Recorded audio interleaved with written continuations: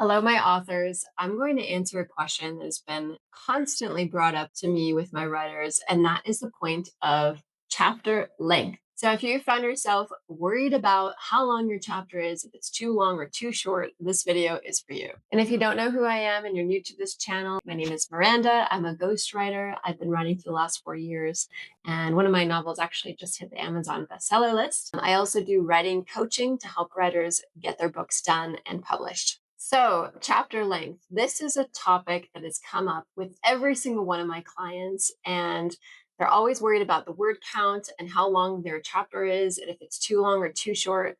And this is the easy answer: it doesn't actually matter. A chapter doesn't have anything to do with length. Okay, so what a chapter actually is basically, I'm going to show you guys something that I'm sure you've seen a million times before, but this is basically miniature arcs. So in your book, if you're looking at any kind of book structure, you have the inciting incident, you have all of these rising actions, the climax, falling actions, and a resolution. So now in your chapters, you basically just have miniature versions of this. Instead of having many rising actions or falling actions, you have one rising action in the chapter. Okay. So you have to kind of have a little bit of an introduction to the chapter. The main climax is the main action or turning point that's happening for the character. And then it has a bit of falling action and then the resolution. Okay, so basically you have all of these miniature versions of the arc. And if you put your story together very well, it'll have all of these little arcs going up all the way through to the climax, and then all of the arcs going all the way through to the resolution of your story. So, as you're writing, one trick to help you with this is that if you read your sentence and you feel like you could stop at that point, just go ahead and read the last sentence of your chapter. If it feels like you're in the middle of something, then you need to just finish it up. If it feels like you can stop the story now and have a nice little close just for a moment or pause, then it means your chapter has ended properly and it has a correct resolution. If it doesn't have that, then it means you just need to add a little bit more to help make sure that your reader is not feeling like they're left missing what is happening in that story.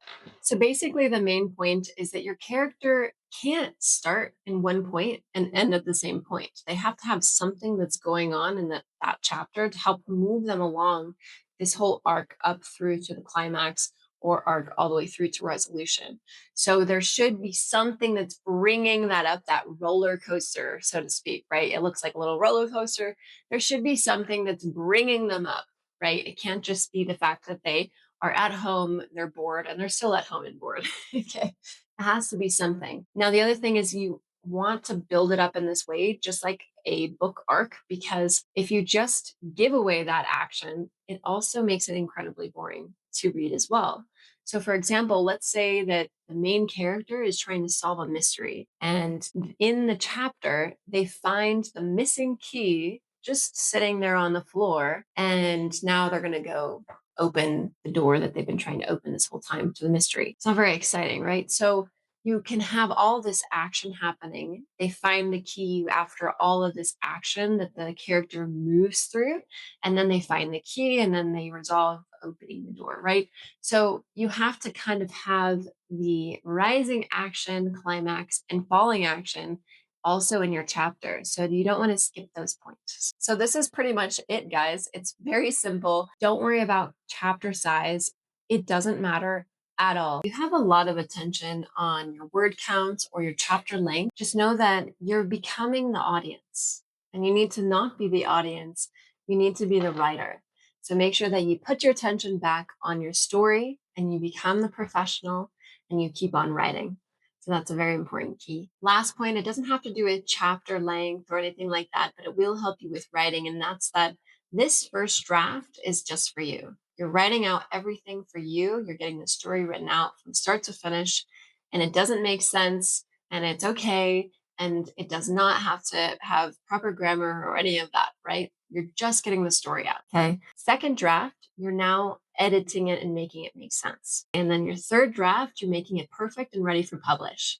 So while you're doing these different drafts, you are a different person. Okay. First draft, you're being the writer, you're getting the story out.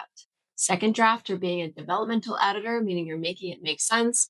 You're making sure the plot works, the arcs work, the character is aligned, and all that. Okay.